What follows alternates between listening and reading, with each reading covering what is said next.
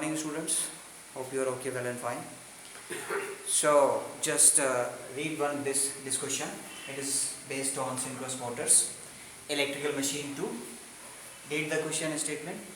This question has been asked in your ESC 2005 examination. Just read the question statement. See, a synchronous motor is operated from a bus voltage of 1 per unit and is drawing 1 per unit current at 0 power factor leading, right? A synchronous motor is operated from a bus voltage of 1 per unit and is drawing 1 per unit current at 0 power factor leading. Its synchronous reactance is 0.5 per unit. Then you have to calculate the excitation EMF of the motor, right? Then you have to calculate the excitation EMF of the motor. So A, B, C, D, 4 options are given. Just calculate and find out the right answer, right? Find out the right options. So I have already solved these kind of questions. Just have a look at it.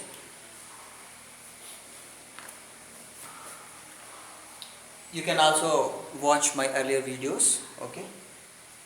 So this is the circuit, right, of synchronous motor, circuit diagram.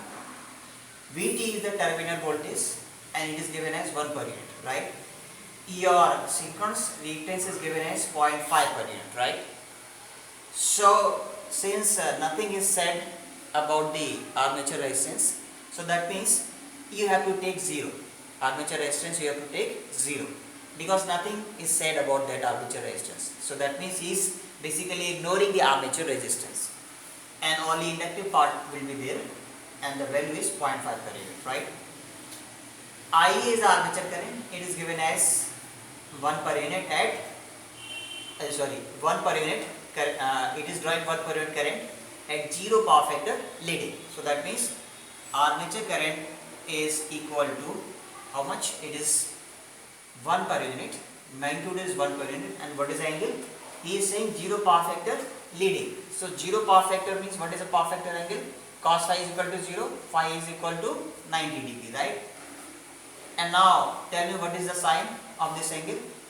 It is leading power factor, so that means definitely it would be plus because the terminal voltage has been taken as reference, right? Zero angle for the terminal voltage. See, he is saying that bus voltage is 1 per unit, so, right?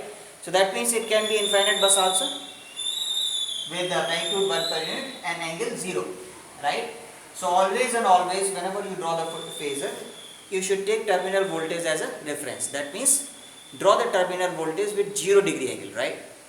So with respect to the terminal voltage, your armature current is leading, right? 0 power factor leading. That means cos phi is equal to 0, that means phi is equal to 90. And for leading you have to put a plus sign, right? Because it is leading with respect to terminal voltage. Armature current is leading with respect to terminal voltage, right? By 90 degree angle, right? So this is the armature current. Now, write the circuit equation and calculate the excitation EMF. So minus to plus, it is Vt, right? Plus to minus, this voltage across this winding would be Ia, J times of Xs. Xs is the synchronous reactance. Plus to minus excitation EMF is equal to 0. So this is the equation, right? All these are phasor values, right? Now, what is excitation EMF? Excitation EMF would be equal to Vt minus Ia J times of Xs, right? So Vt is given as 1 per unit. Ia is 1 angle 90, okay, plus 90. And Jxs is how much? It is given as 0.5, right? So this would be 1 into 0.5 is 0.5, right? So 0.5 angle 90.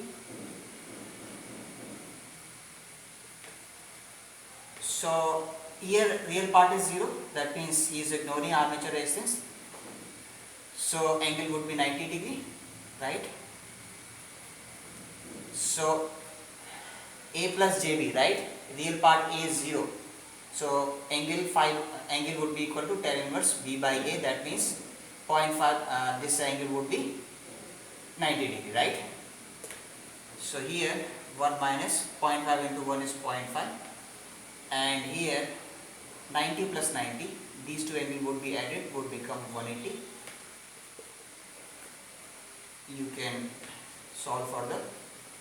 So this can be written as cos 180 plus j sin 180 degree, right? Cos 180 is minus 1, cos 180 is minus 1, right? And sin 180 is 0. So that's why here you will get 1.5 per unit, right? 1.5 per unit, right?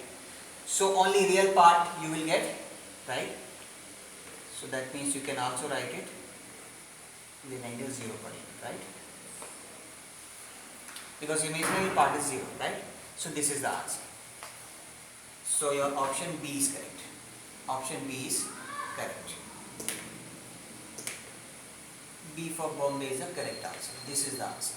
1.5 per unit, right? So all these are complex calculations.